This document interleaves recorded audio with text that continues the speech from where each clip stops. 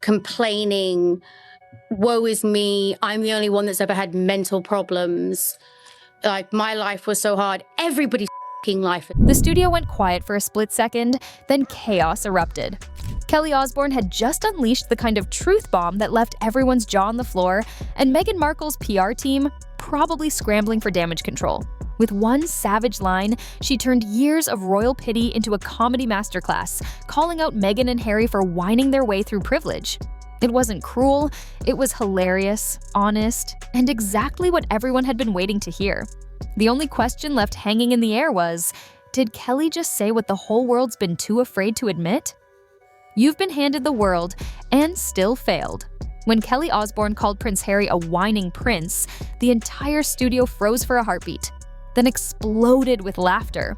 It wasn't just a joke, it was a moment of truth disguised as comedy.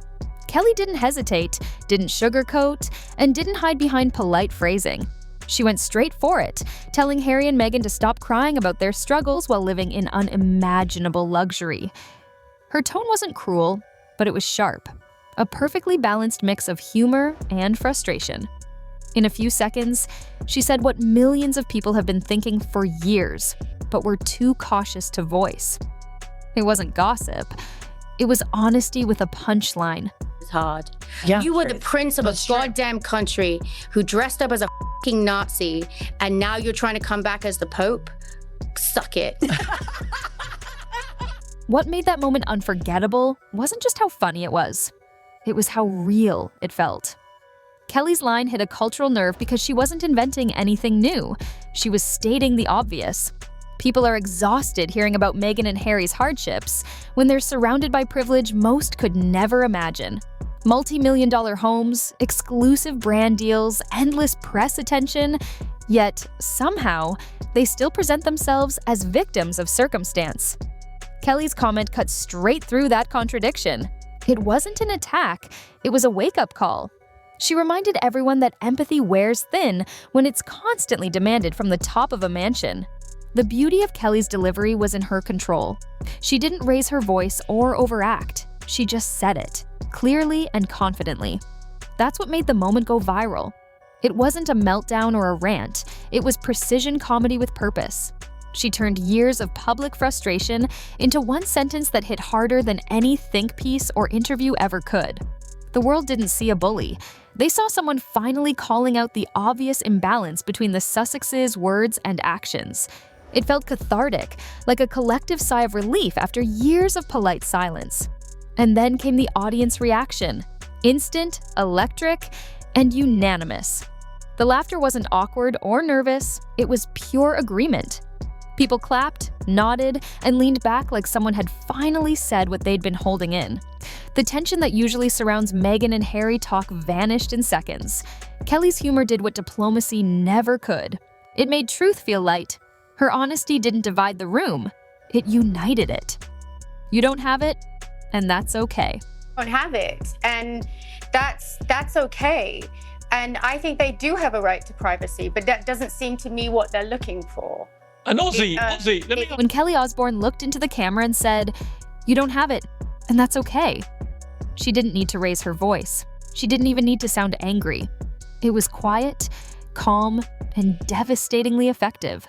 The kind of statement that stings because it's so honest. She wasn't screaming or mocking, she was simply stating the obvious. That's why it hit harder than any insult could. Coming from Kelly, someone who's grown up in fame, chaos, and controversy, the message carried weight. She knows what real entertainment and talent look like, and in her eyes, Meghan and Harry just don't have it. Her point was simple. They've had every opportunity imaginable. Massive Netflix contracts, million-dollar podcast deals, book sales, and endless publicity, all handed to them on a silver platter. Yet, when it comes time to deliver, there's nothing to show for it. No groundbreaking work, no inspiring legacy, just more interviews about how hard it is to be them. Kelly didn't need to spell it out. Her tone said everything. It wasn't anger, it was disappointment. And that's what made it hurt. She sounded like someone who's tired of the excuses and done pretending that mediocrity wrapped in royal branding is something profound. But the truth is, The only value they have to these corporations was to trash their families. People online couldn't get enough of that moment. Clips of her saying it spread everywhere with captions like the calmest but deadliest insult ever. Fans loved how unbothered she looked, sipping her drink like she just delivered a universal truth. It was cold, yes, but it wasn't cruel. She didn't wish them harm. She just exposed the emptiness behind all the noise. And that's why people respected it. She said it the way a friend would say it to another friend who keeps self-sabotaging. Direct, raw, and impossible to argue with. From prince to pop star, the Freddie Mercury moment. He thinks he's Freddie Mercury reincarnated or something. Like, he gives all the moves and you're just like, what the fuck are you doing? You're not even singing original music. When Kelly Osbourne compared Prince Harry to Freddie Mercury reincarnated, the room erupted. It was one of those perfectly timed lines that instantly went viral. Hilarious on the surface, but packed with meaning underneath. Kelly joked about how Harry moves and talks these days, as if he's performing on a stage rather than speaking as a royal or even a regular person. The exaggerated gestures, the overdramatic tone, the interviews that sound more like rehearsed monologues. She nailed it all in one punchline. The audience burst out laughing because it was funny, but they also knew she wasn't entirely joking. She was pointing out how Harry's new public persona feels less like authenticity and more like performance. That's what made the Freddie Mercury comment sting in the best way possible. Freddie was a legend, magnetic, theatrical, and unapologetically larger than life. Harry, on the other hand, seems to be trying to fill a spotlight. That doesn't quite fit him. What Kelly was really saying is that his woke rock star act is wearing thin. He's gone from being a cheeky royal rebel people actually liked to a full-blown celebrity preacher who delivers every message with the drama of a pop anthem. Kelly used humor to peel back that curtain and show what's really going on.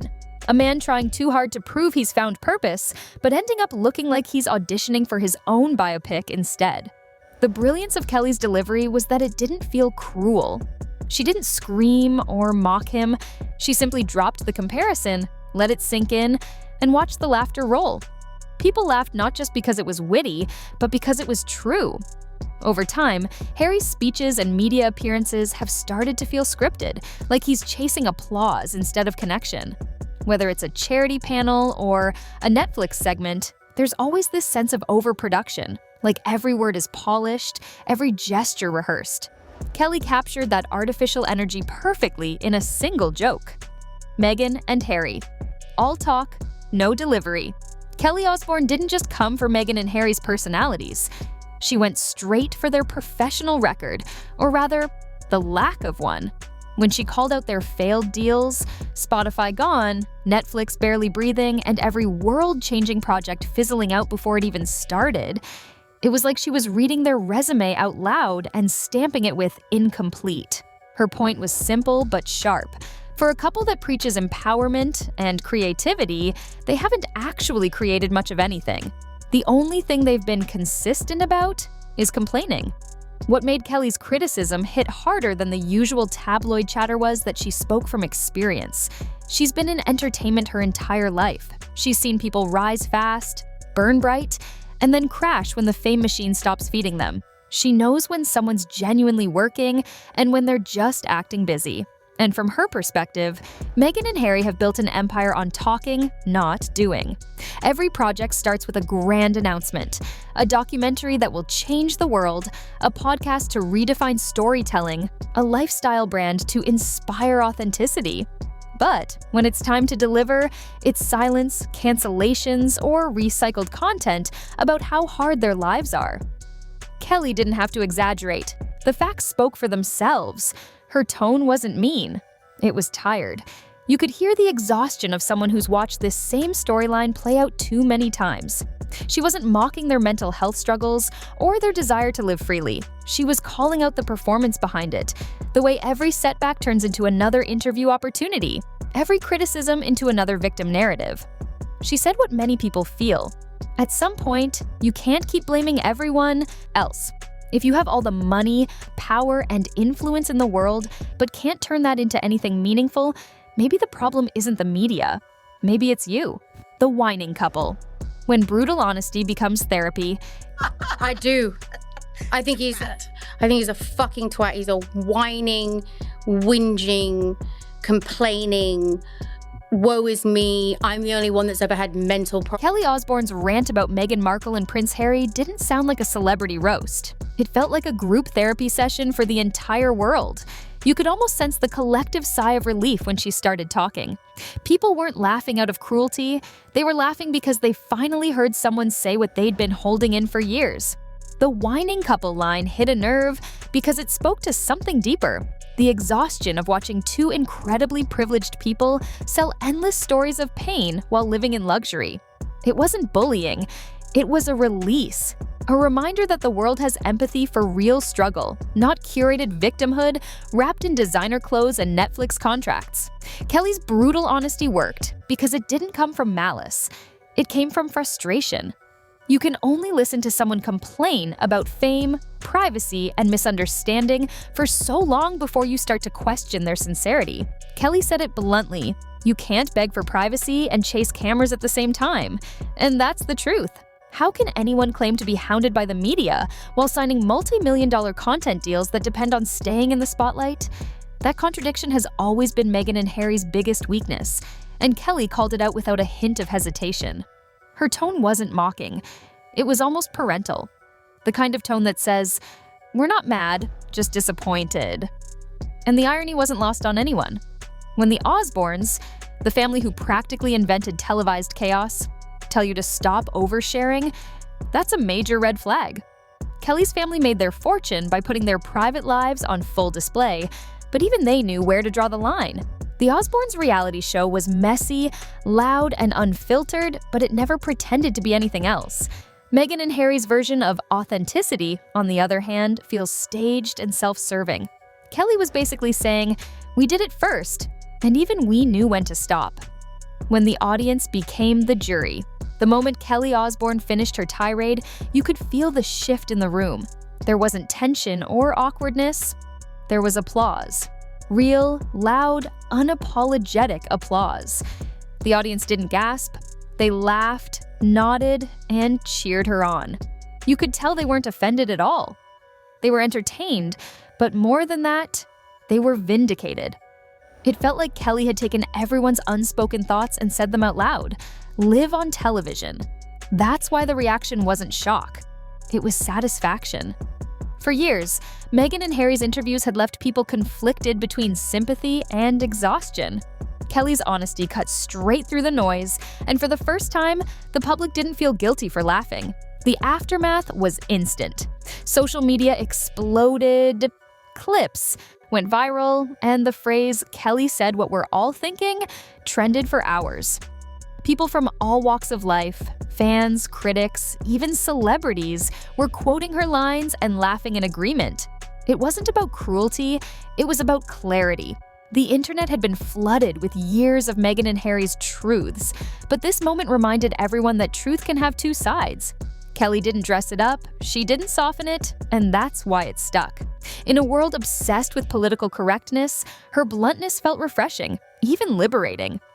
That night marked a strange kind of turning point for Kelly Osbourne. The woman once known for wild behavior, foul language, and reality TV chaos suddenly became the voice of reason. She wasn't speaking as a rebel anymore. She was speaking as someone who's seen fame eat people alive and was trying to warn others. Her credibility came not from perfection, but from experience. Kelly's lived through public humiliation, scandal, and reinvention, and that gave her words weight. When she called Meghan and Harry out, it didn't sound like gossip. It sounded like wisdom from someone who's been there. Sharon joins the verdict. It's going to end badly. I said it in the beginning in tears. It's going to end very, very badly. And I don't know why. It just keeps taking me back to Edward and Mrs. When Sharon Osbourne calmly said, it's going to end very, very badly, it wasn't just another celebrity opinion. It was a warning. The kind that comes from someone who's seen fame chew people up and spit them out more times than she can count. Sharon didn't sound angry or judgmental. She sounded certain. Her words landed like a verdict. Meghan and Harry's story, she said, has all the ingredients of a classic Hollywood crash and burn. Isolation, overexposure, boy, and self-destruction wrapped up in constant drama. And when someone from the Osbourne family, arguably the most chaotic clan in entertainment, calls you out for spiraling, you know it's serious. What makes Sharon's take so powerful is how deeply it aligns with Kelly's. Both mother and daughter can spot the warning signs a mile away. They've lived through public breakdowns, tabloid wars, and family feuds under the brightest spotlight. And when they look at Meghan and Harry, they don't see victims of a cruel world. They see people trapped by their own need for attention. The Osbournes understand that fame built on shock and spectacle doesn't last. It always collapses because it demands more and more drama to stay alive. Sharon recognized that pattern instantly in the Sussexes. One day, the world's listening. The next, everyone's tired of the noise. Sharon's prediction wasn't mean-spirited, it was brutally realistic. She talked about how Meghan and Harry keep cutting ties with their families, their friends, even their old support systems, and how that kind of isolation only leads one way. She's seen it happen before.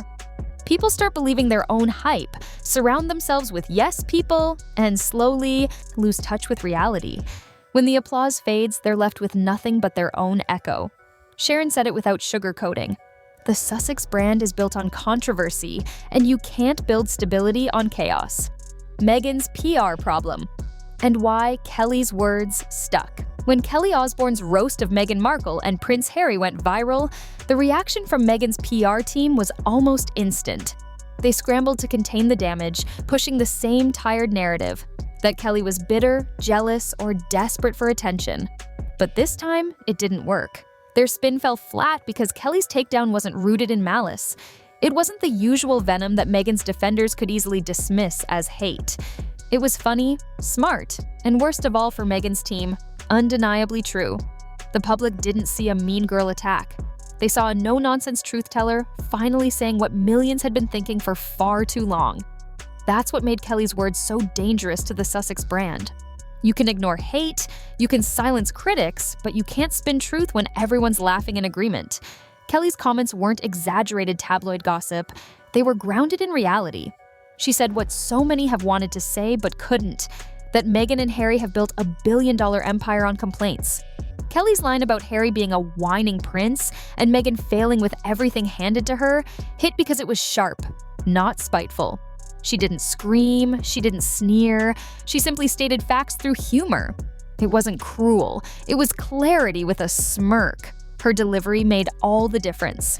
Kelly didn't come across as angry or resentful. She didn't attack Meghan's character, she exposed her pattern. Every joke she cracked carried a bite of truth, and that's why it spread like wildfire. When she said, "You've been handed the world and still failed," it wasn't just a punchline. It was a mirror held up to Meghan and Harry's carefully crafted narrative of victimhood. Kelly wasn't mocking pain, she was calling out hypocrisy. And because she's lived through her own chaos, addiction, family drama, public meltdowns, people believed her. She's been where fame turns toxic, so when she spoke, it felt authentic. It didn't sound like jealousy, it sounded like experience. Social media proved it. Within hours, clips of Kelly's comments had millions of views. People flooded timelines with memes, reactions, and applause. Kelly said what we've all been thinking, became the phrase of the day. It wasn't just about her humor, it was about the honesty behind it. For years, Meghan and Harry have leaned on the same formula: complain about the royals, cry about the press, and cash another media deal. But now the public has grown numb. Kelly's roast didn't just make people laugh. It cracked open the truth behind the brand. The Sussexes aren't seen as brave rebels anymore. They're seen as exhausted performers trying to hold on to relevance. What Kelly did was something Meghan's PR team couldn't fight. She made people laugh instead of feel sorry. That's lethal in celebrity culture. Once the public starts laughing at you, it's almost impossible to get them to take you seriously again. Kelly flipped the script. She didn't just roast Meghan and Harry. She redefined how people talk about them. The pity is gone, the sympathy has faded, and in its place is humor, the kind that hits harder than any headline. Now, every time the couple sits for another interview or announces a new project, Kelly's words hang over it all. They've been given everything, and still, they've managed to deliver nothing. So, what are your thoughts on this? Let us know in the comments below.